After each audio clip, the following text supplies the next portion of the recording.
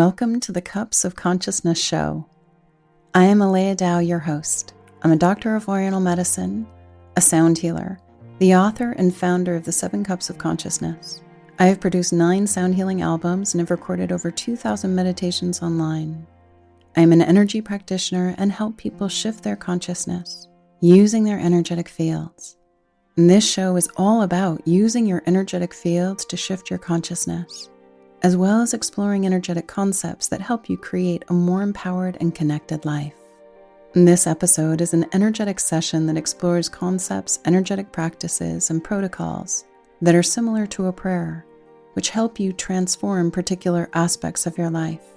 When you listen, recognize that some part of you is using your energetic fields to shift your vibration, which in turn shifts your consciousness, your behaviors, your beliefs, how you react and respond.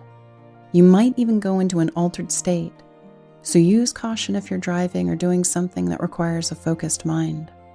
With all of this work that I present, remember that it is your energy shifting you in your own unique way. That way you stay in control and empower with your process. So take a deep breath in, pull yourself into your line of light, and explore your inner terrain in a safe and supported space. Let's dive in. Welcome to the 7 Cups of Consciousness podcast with me, Aleya. Today, I am joined by Dallisa Hocking, a 5th-generation psychic medium, an intuitive teacher known for her clear, grounded insights and bold accuracy around global and personal turning points. Dallisa helps people strengthen their intuition, raise their frequency, and reconnect with their inner authority without fear, without fluff or dependence. Her work bridges the unseen realms with practical embodied tools for navigating change with clarity and self-trust. She has incredible courage and strength and is able to deliver information in a safe and supportive way that awakens the soul. Thank you so much for joining us today. It is an honor to have you in the room. Leia, I feel really seen. And I appreciate the opportunity to be able to sit and talk with you today and bring the audience great value from the center of my heart. I love that.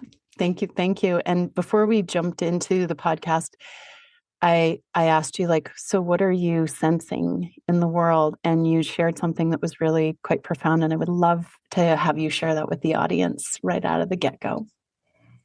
It might be a bit out of the ordinary to hear this, especially from me. I've made predictions for over a decade now, and a lot of people know me for things I talk about in regards to the United States and the world, and I've been really accurate with it.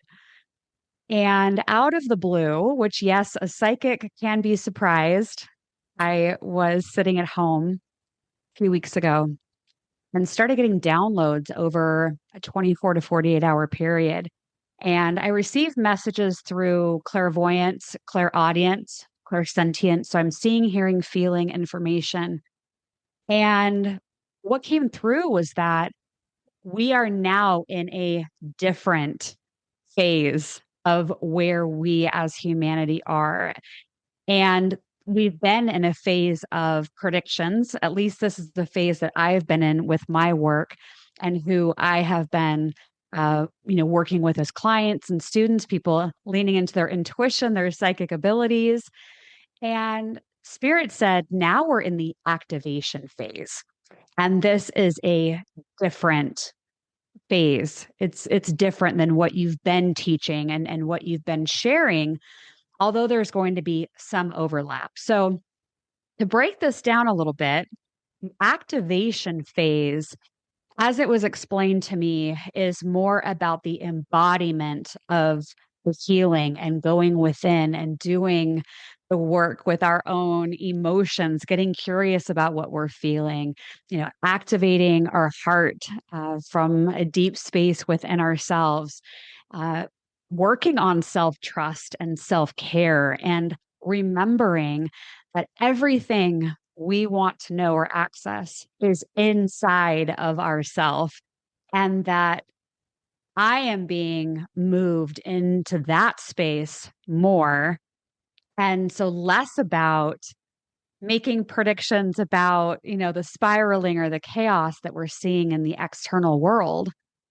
And instead reminding people, each individual listening to this, that you already have everything inside of you and you are more resilient and more magical and divine than maybe you realize in this moment.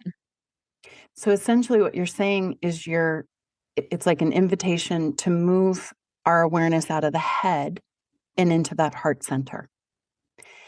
And just in the last few weeks, I mean, you've been working with your clients, but what have you noticed? Have people been like easily moving from that head space to the heart space, or have challenges been coming up? And I'm sure it changes moment to moment, but what's your sense? I love that question because it's one I've been personally reflecting on in the last few weeks. And I hope that even by reaching one person, five people today that like feel that spark inside of them and feel that inclination to go deeper into their heart, then this has all been worth it, right? For me. But I have to be honest about what it's been like the last few weeks. It has been a lot of resistance that I'm seeing in people. I've noticed that individuals will say to me and have said to me, I came to you because I wanted you to tell me what was going to happen in the world. And now that you're not going to tell me, I basically don't want to have anything to do with you. And they are entitled to their own opinion. And if I don't resonate anymore, that's fine. But I am concerned about the number of people that have shared something similar to that over the last few weeks. Mhm. And maybe they've said something directly to me about it, or maybe they are opting out of working with me in certain ways now moving forward. And so I'm seeing it in a few different layers. And I am a bit concerned, not so much personally about me and my work, because I stand confidently in it. But what is that saying about the collective? My hope is that I'm just seeing some sliver of the last 3 weeks that has really nothing to do with the collective, but I find that hard to imagine. I think that there are a lot of people in the collective that are not currently dialed into the heart more than the head. Right. But I do think that based on what I have seen with the world and what's coming, I am very hopeful that that invitation is there. And through one event or another, they will feel that invitation to go deeper inside of themselves. So I love all those insights. And I listen to the balcony as well, the crew in the higher planes. And when two clairvoyants are gathered together, the awareness and the clarity amplifies. And so I get insights that I might not have when I'm sitting in my own space. And I just saw that the guide said, when the mind, the mental body goes offline, there's only one place to go, and that's the heart space. And so I wonder if what you're tuning into is like a massive vibrational grid shift of like moving us out of that mental body, that mind space, into that heart space. And if we don't move out of the heart space, out of the mind space, then the anxiety and the fear just continue to build.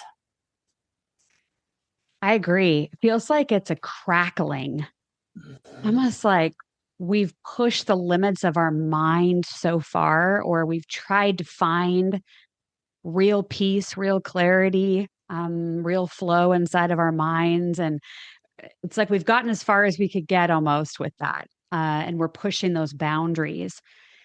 And individuals that I've seen, there's this feeling of, well, I know how to work with my head. Right. I know how to think the thoughts. I know how to tell myself affirmations, right? I know how to set an intention. I know how to set a goal. But this feels different. This feels like we are going deeper into ourselves than we ever have been before. And in saying that, I think this is also a part of the activation of consciousness that so many of us have seen, where that heart space is activated more. We have this rise in frequency. We have more ease tapping into telepathy and leaning into our own intuition and our own gifts and realizing those more and more each day. But I think in the short term, we probably will see almost like the head, I don't want to say versus the heart, but it's like two different frequencies that we're seeing in the world today that are playing out. And I love what you said, because we can think of it in those ways of, when I'm seeing a news headline, or I'm hearing about news that is sad or tragic, can I ask myself, is there a part of that unfolding that is more head based, or that is more ego, that maybe is getting louder before it drops into the heart? And that is my hope, is that we have more of the heart activation as humans moving forward. Uh, Even though it looks loud now in the external world, I do think we're moving into a higher vibration as 2026 moves through. And then as we get deeper into the 2020s, but I think by the time we get to the early 2030s, our day to day life, the way we operate, the way we connect with each other, I just feel is completely different. hmm And I see also too, I kind of tune in, and in June, I see this huge light plume happening. And I don't ever take a look at the physical dimension because it can change. But energetically, when we have these light plumes that happen on the planet, it just naturally shifts our vibration. And kind of segueing into, for you, you have this incredible clarity. You get information really clearly. And I have a feeling that it isn't just in the last few weeks you've made that shift from the head to the heart. But was there a time that you knew that you were in that headspace and dropped into your heart space where you get the information? Can you tell us a little bit about that? Done a lot of reflecting about the last decade of doing this work. And when I first started off making predictions, doing mediumship work, I really went about it like I'm a healer. I'm going to help people. And I thinking, right, the head, that by having somebody sit down in front of me or over the phone or on the computer that I'm doing a reading for, and they walk away feeling better, that I have been successful in my mission. And I don't feel that way, not in the same way.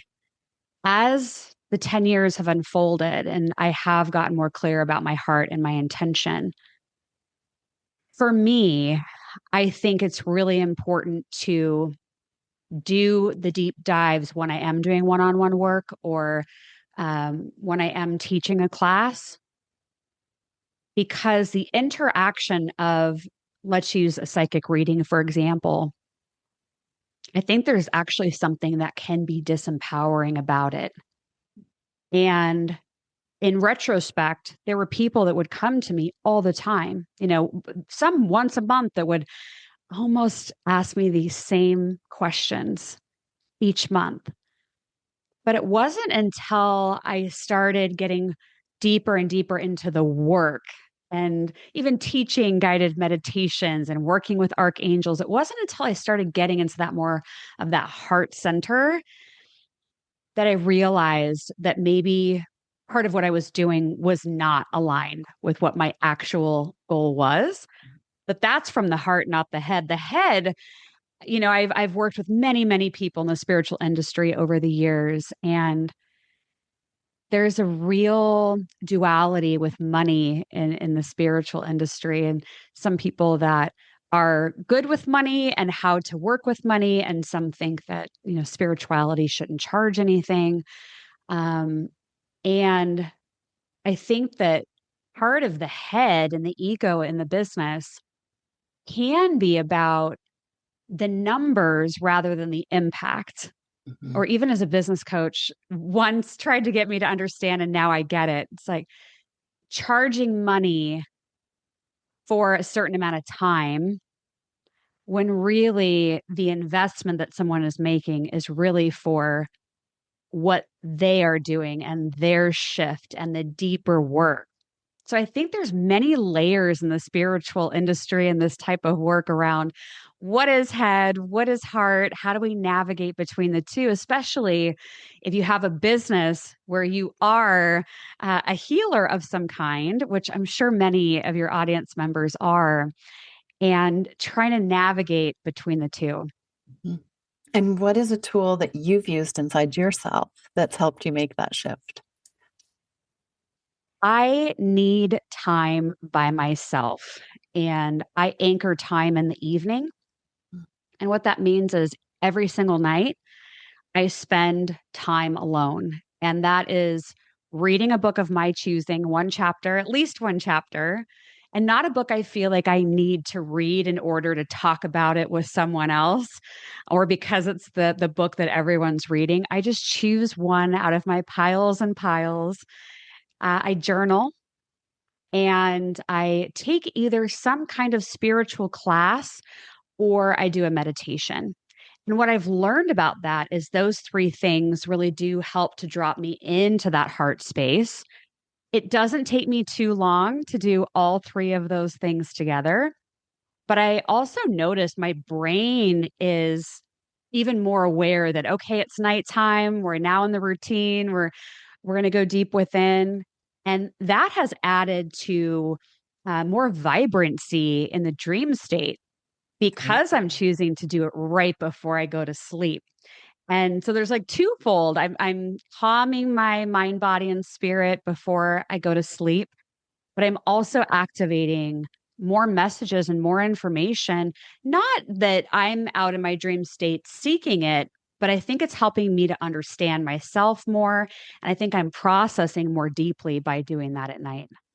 Well, and that's interesting that you speak to that because when you're in the role of being the teacher, the guide, the coach, the healer, so much of the day is spent nourishing others.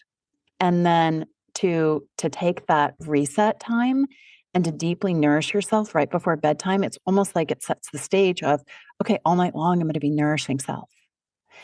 And then daytime, nourish others, perhaps by modeling, sending information.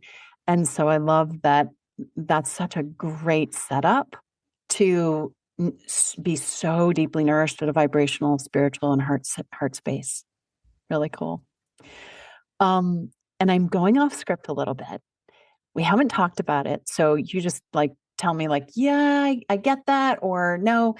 But in 1986, 87, there was the harmonic convergence. And from my perspective, harmonic convergence was a time where there was allowed an invitation and an allowance for divine intervention at an exponential level. And since 86, 87, um, my sense we've seen a lot of timeline shifts. And you're talking about this shift of like we're moving out of the head into the heart. We might not know what's coming, but what are we holding in our heart that's creating perhaps a different way of being? Do you have any perspective on these, on timelines, timeline shifts, and how we access information and why we might feel so disoriented at this time? Yes, I think part of it has to do with where we're plugging ourselves into. Good point. And some of it is, headlines or media or social media. But I'm just having this reflection in the moment that there could even be a teacher that we felt drawn to, or somebody that we've been working with on our own self, or a passion project that we have. It's remembering that they are human as well, and they are going through their shifts. Uh, because the feeling I get with this psychically is that we may be plugged in to someone that maybe matched a frequency that we were at before, but maybe they're not at the frequency we're at today or where we're moving into. Right. So it feels like I am meant to mention that so that we can consider who is around us. And so it might not just be plugging into the media source, it could be plugged into a relationship that is not at the heart center or frequency that we want to have that relationship at. I don't think that means we have to go out and implode all of the relationships that we're in. But I think it's worth asking, even as we think of one person that comes to mind as we're talking about this, and asking, is this relationship rooted or does it have a foundation in the head or in the heart? Because I do think those higher frequencies are coming from, have been from the heart. And so the more we activate our heart center and we practice things that help to keep our frequency higher, then we have access to information. I'm often asked, how do I become more psychic, or how do I get my intuition to go further and faster? And it usually for me is all about frequency. And it's the frequency you hold in that moment. So a few examples would be, doing meditations, whether it's a guided meditation or sitting in silence or even chanting Om for a few minutes. That can help to raise your frequency in that moment. If there's a question that you're trying to get an answer to and you feel like you might be too stuck in your head, but you don't want to be and you want the answer, I would call that question forward, make it as simple and as straightforward as you can. And then I would go do something else. So maybe you're somebody that likes to go and have fun and you think bowling is fun. Then go bowl. And then I bet the answer starts coming to you. Or if you're somebody that really feels joyful and alive when you're in nature, maybe go take a walk through a forest if you have one near you, or along the water, and allow your question to breathe. And in that breath, and when you're out in nature, your frequency will shift upwards and you create more spaciousness so that the answers can come to you. But I think we've been in a world for a while now that has been so fast, and there is information coming at us from all directions, that there are many people that don't do any form of silence or sitting with themselves. And I think that would be step one, is to sit with yourself, ask the question that you're looking for clarity on, and then go move your body in some way and allow the answer to come. And on the heels of that, we were just talking about sleep.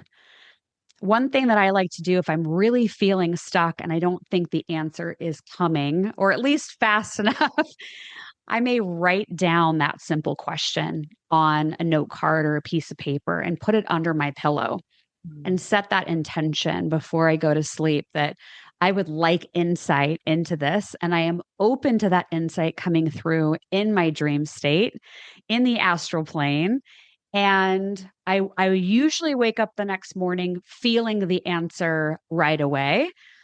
And if I forgot that it's underneath there and I'm carrying on with my day, usually at some point that next day, I will get some kind of sign or clue that drops in to help point me in the direction of the choice that feels most aligned with my heart. So I wonder, I mean, your gift is helping people awaken their intuition. And have you written a book yet? Not yet. It's on the list. Okay. I know I have one of those too. The list, right, of all the different books. But when you were talking, I kept hearing these words of like, everybody's different in terms of their intuition. And so who knows, maybe your book could be like about the person who is the dreamer intuitive, or the nature intuitive, or the doer intuitive, like we're actually doing a task and that's when our intuition kicks in. The cooking intuitive, your intuition kicks in when you're cooking. And so like all these different types of intuition. And then also too, maybe different questions are slotted at different times. So you were talking about the dreamer, and maybe that question that you just can't come up with in the day gets slotted into dream time. You're like, oh, my dreamer intuitive could answer that. Any reflections on that insight? I have chills through my whole body. I'm like, wow, I've been sitting and sitting thinking, like, what is it that I'm supposed to write about? And I love that that dropped in as we've been talking. So thank you for sharing that because I agree. I think everyone is unique and everyone is meant to share their own energy signature. And we're not supposed to be a one size fits all. But we can have all of these things inside of us that are these different elements of intuition. And it doesn't have to look how I've done it, or it doesn't have to look how a teacher or an author or a oracle card creator has done it. It's more about listening to how it comes through for you and noticing where you have those moments in your life, day to day, maybe even starting a little log or a little, little notebook where you write down like the sign that you got and when you got it, where were you? What do you feel intuitively that sign is supposed to be showing you? And over time, you'll start noticing patterns of how you are receiving information. And I would honor that and honor how you are receiving it rather than trying to feel like you have to be all things in all ways. Because just having intuition or just having one psychic ability and developing that, that is good. You'll be able to bring through whatever it is that you need to bring through. And so just focus on what naturally comes to you. You are so passionate about firing people's intuition up. And Yes, I think it's our superpower, honestly. I think indeed, that, indeed. yeah, when we are intuitive, we can get through anything. Absolutely. Yeah. It's like you tap into a wisdom. And a lot of the people that I work with are highly empathic. And I'm kind of segueing back a little bit to that piece that you were talking about, like relationships and who are you tuning into? And when we're an empath, there was a word or a sentence that I kept hearing when you're talking about that. And it was, what will they think? Right. So, like a lot of the times we navigate in our life, well, what will they think if I do dot, dot, dot, or if I say this, or if I wear this, or if I don't do this, or if I succeed with this? Well, we're listening to their sound. And then that can negatively empathically impact us. And I think your gift is helping people lift their awareness off. And it's like, well, what if I listened to my own sound or just aligned with my own wisdom? And then possibly because you're listening in, you don't get as negatively empathically impacted by the world. Amen to that. Yes. And I really, really feel that when you're talking about it because when we are listening to that voice within and we are paying more attention to our own uniqueness, our own heart, our own energy signature, then that becomes the primary focus, at least in my experience of doing that work. And what other people think becomes less noisy. Right. And so it's just giving yourself permission to say, I am worth this. I am worth being at the center of my own life. My voice, my vision, my opinion matter. And I am going to share those. And what someone thinks or says or does in response to that is literally none of my business. Just like the four agreements and the chapter on not taking things personally. People are going to see us through their own lens and their own life experiences. And so I think it's best we go live our life the way that we feel most aligned and attuned to. Yeah. And then it's the authentic, right? You're not getting challenged by the outer world to force yourself into authenticity. And that in your words, authenticity lives in the heart. Mhm. Absolutely. It's the center. It Yeah. is. So I could spend hours just chatting with you, talking with you, diving in, but unfortunately, we just have a few minutes left. And again, being the master of many things, but one of them, passion, mastery, intuition, you've built such a strong intuitive muscle inside you. What is something that you could share with your audience on top of everything that you have shared that could help people just begin trusting their intuition a little bit more Why do they want to trust their intuition? Any reflections around that? Your intuition, I think, can really act as your North Star. And frankly, I think when we've got that dialed in within ourselves, I really feel like we can get through anything, whether it's a personal event that's going on that's rocking our world, or we're seeing something in the news that's really just pulling at us. When we tune into that soft inner voice, we will know what to do next. We will have flow. It might not necessarily sound each and every time like specific instructions like being rattled off of a list, but it's going to feel very subtle inside of yourself. It's going to be like a whisper.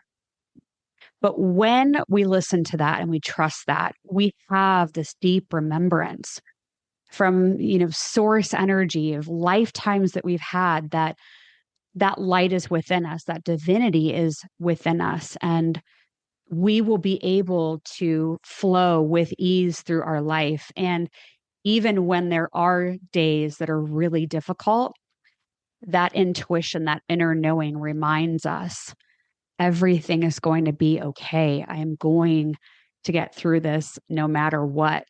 So, in this day and age, and as we move through the next several years, to me, it feels like developing our intuition or listening to that, growing that, sitting with it really feels like a non negotiable anymore, because the external can be so loud and noisy, as we've talked about, that finding that inner sanctuary, that inner sovereignty is going to be, I think, one of the main ingredients to how we raise our consciousness, how we connect more easily with each other, and how we find our purpose, or at least what we feel gives us purpose in any given moment or chapter of our life.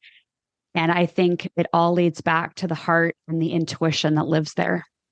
Beautiful. That is so beautiful. And if somebody felt called to work with you, follow, how might they do that? Everything is over on my website, spiritandspark.com, all spelled out. And those, my socials are there, and classes and everything. And yeah, I love being a guide, because I think of it as like I'm holding that flashlight in that dark cave, and I'll walk with you side by side and I'll shine that light. But I believe in you and your ability to get through that dark cave as well. Beautiful. Beautiful. And is there anything in the next 3 months that you are doing that sparks you up, that people might feel called to join? I'm doing more work these days with individuals that feel inspired to either start or grow a business that is service based, where they're providing some kind of service, healing or otherwise, and help them remember that they have what it takes to do it, and give them practical steps. I've owned several companies over the years, and I love that part of it. And so I love blending the spiritual side and the business side together. Excellent. And it's been a lot of fun. So that's on the horizon. Wonderful. So exciting. Well, we'll definitely share all of the links in the bio and in the comments below. And I'm just so grateful for you taking the time, for holding the light that you do, the strength, the gentleness, and the incredible truth that lands so deeply in the hearts. Thank you for joining me. Thank you, Aleya. It's been an absolute pleasure. Aho. Thank you, listeners, for joining us. And take a moment to think about what got sparked in your heart in listening to today's episode. Was it a curiosity? Or was it a courage to go deeper? And commit to moving forward in whatever way inspires you. Oh.